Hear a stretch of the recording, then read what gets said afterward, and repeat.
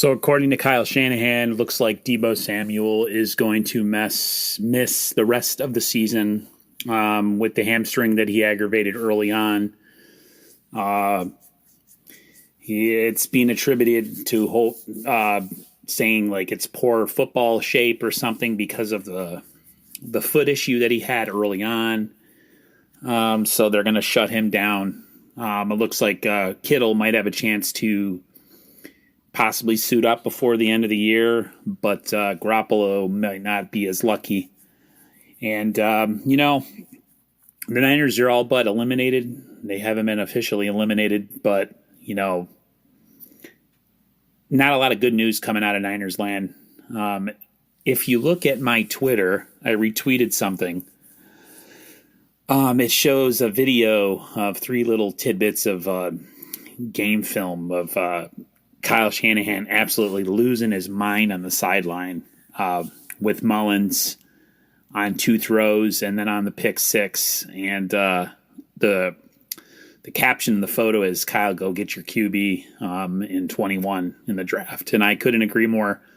I saw a tweet that said the Niners need to redo their whole quarterback room, which is something I've reiterated many times on my channel. I never wanted a team to lose out so bad, to give them an opportunity to, they're not going to get Trevor Lawrence, but, Zach Wilson is there and he's there to be had. And as much as I'm a little concerned about his durability, which seems to be the Niners' bugaboo, there's no question of his talent. There's a lot of talk that maybe Trey Lance would be more of the Niners' fit. He's only had 1 year of real starting experience, but he is really athletic and can move. But the fact of the matter is that the current crop of quarterbacks that this team has cannot be the team or the quarterbacks that return next year. I reacted to a tweet that said that why CJ Beathard is still on his team, and I reacted to it saying that he's Kyle's handpicked guy, someone that Kyle looked at in the draft and thought he was going to be the next Kirk Cousins, and as we know, that did not turn out well. And when a guy is handpicked, guys don't want to just give up on him. Look how long it took them to give up on Dante Pettis. And that's the same with Beathard. He was Kyle's guy. Kyle picked him. It took a while for him to move off of Beathard to go to Mullins. So it should tell you how exactly he feels about the guy. It's obvious that none of these three quarterbacks. Well, I take that back. Jimmy is capable. I don't know if he's starter capable, but he's definitely capable to play in the NFL. The other two, not so much. I just don't see the talent. I don't see why Beathard still has a spot on this roster other than he was Kyle's handpicked guy, and Kyle is not going to give up on him without a fight. He's got too much pride. The way Kyle calls his offense is a direct correlation of how much pride he has. He's a stubborn guy, and sometimes it's to his own detriment. But, we have to just – we got to wash our hands of these guys and try to move forward. You have – like I've said before, you have the prime of so many players on this team that are going to get wasted if we do not get a quarterback. Brandon Ayuk is a legit number one receiver. I've seen enough of him and to know that he jumps off the screen when you watch him. I know you guys completely agree. Somehow, some way, we got to keep Debo and Kittle on the field because there's so much talent in that room. And then if you add a quarterback that can get them the ball, it would be amazing. And look at the Chiefs from where they were with Alex Smith, and then once Mahomes took over, the talent and the skill players that they got on that team. Alex just wasn't able to tap the full potential of that team because he just doesn't have the physical tools. And then you put Mahomes behind that same group of players, and it's just they jump off the screen and they're unbeatable.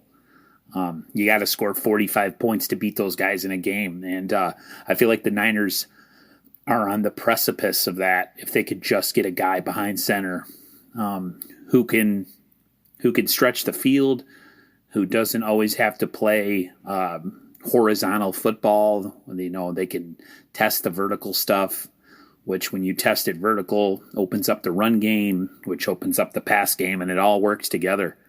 But until they have that guy back there, nobody's ever going to respect him. People are like, oh, why is the run game not working well? One reason is the offensive line is playing horrible, and they've been playing horrible all year, from center all the way out to right guard or right tackle.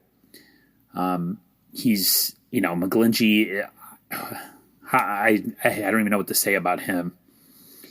Center has been a problem all year. Right guard has been a problem all year. I mean, right guard was a problem last year with Mike Person, and he pretty much cost us the Super Bowl when not being able to block the defensive line of Kansas City. And then, you look at that and you see also the fact that when teams play up on the run, they expect you to pass because they're going to play the box and you can't beat them. Well, then you're not going to be able to do anything. Teams are stacking the box because they know the Niners are a run-first team, and then the Niners depend on their run game to be successful. But if you shut the run down and you don't have a quarterback that can make you pay, then you can't do anything. So all those things are coming into consideration. It's going to be an interesting offseason. Like I've said before, 40 free agents. They can free up a lot of cap space by letting Garoppolo go and a couple other people like Dee Ford and whatnot. But we haven't hit the end of the season yet, but this offseason is definitely going to be interesting. Big, serious position decisions are going to have to be made, and people are going to have to put their pride aside and do what's best for the long-term franchise vision. And until that happens, we're going to be stuck in this rut. And hopefully we make the right decisions this offseason, and we'll be sitting pretty next year with a good quarterback and good skill position players and a healthy Bosa and who knows what else. So just thought I'd share my thoughts on that. If anything else drops during the week, I'll hit you guys up. But until then, I'll talk to you guys later. See ya.